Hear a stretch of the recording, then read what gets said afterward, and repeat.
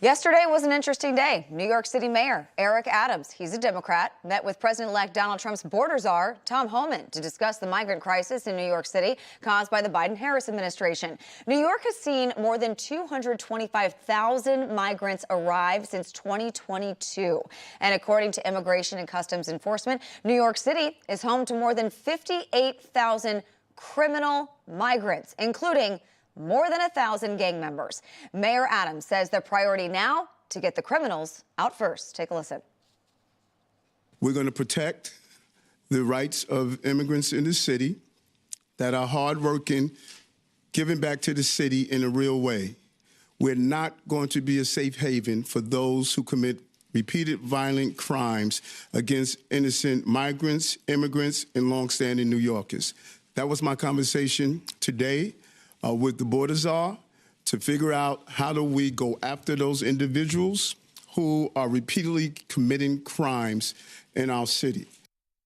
So for more, I want to bring in New York Congresswoman Nicole Malliotakis. Congresswoman, great to have you on. So Mayor Adams says he and Tom Homan have the same desire to go after illegal migrants who are committing crimes here in this city and in this country.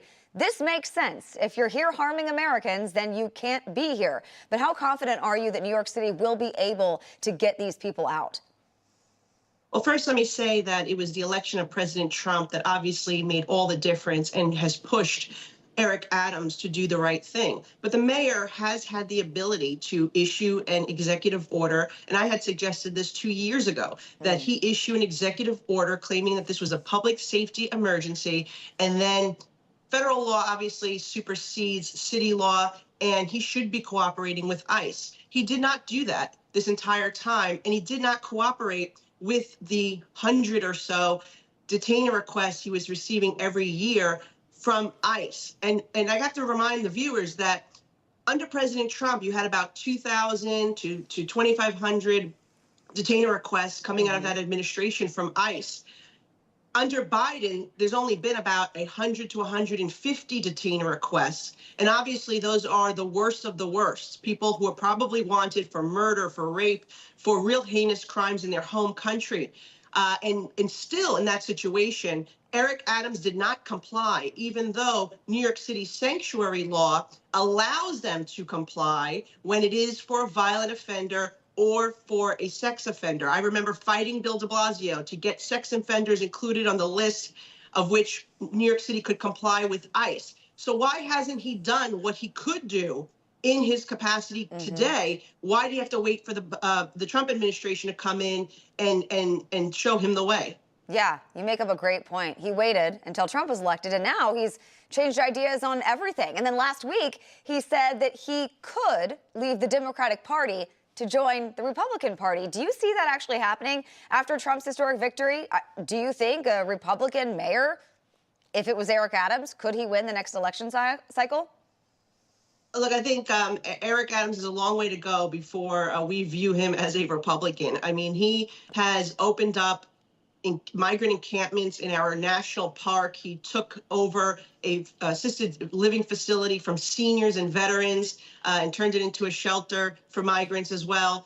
He has not spoken up against this congestion pricing scheme. That's another cash grab on New Yorkers that's going to hurt our economy and cost residents thousands of dollars to get to work, to go to school, to get to the hospital, whatever it may be that they have to do in their daily activity. And quite frankly, he has not been tough enough on these issues. He's on one side saying he wants public safety, he wants to cooperate, he's going to keep New Yorkers safe. But on the other hand, we have not seen it to date. And so I'm still waiting. And look, at the end of the day, I think that people like Tulsi Gabbard and Robert F. Kennedy Jr., they have been embraced by the Republican Party, but they need to show that they support the Trump agenda and the platform, or else what's the point? Yeah, no, you make a great point. I want to ask you about this while I still have you here. So the mysterious drones flying around the tri-state area more than 20 days now into this phenomenon. The Pentagon still has no answers. What do you make of all of this? It's outrageous. I came back from the district from Washington last night. We saw a lot of flying objects. I'm not sure if they were small planes, if they were drones, and I think that's part of the confusion. The public needs to be made aware of what is going on, and our government must be transparent. We know that here in New York, the governor, the mayor, they've started to use drones in different capacities to look for sharks in the water over the summer, to oversee loud parties that were taking place across the city, and for other activity, surveillance. So this is very concerning to people. Number one, is our government spying on us, or is this a foreign nexus component to this that is maybe adversarial? We don't know what's going on, and it's very frustrating that our mayor has been silent on this, that our governor has been silent on this, and that we can't get any answers from the Biden administration. Whatever answers they give us do not really make sense. They'll say that they'll look at the flight path to corroborate the drone sightings, and then they see that planes passed during that time. But these drones are operating at about 400 or less feet, hovering above people's homes, and the flight path begins at 1,000 feet and above. And so I'm not really sure what's going on, but all I know is that the government needs to be straight with New Yorkers and the American people, because somebody's going to get hurt. One of these things can crash, one of them can explode. It's very densely populated here in New York City.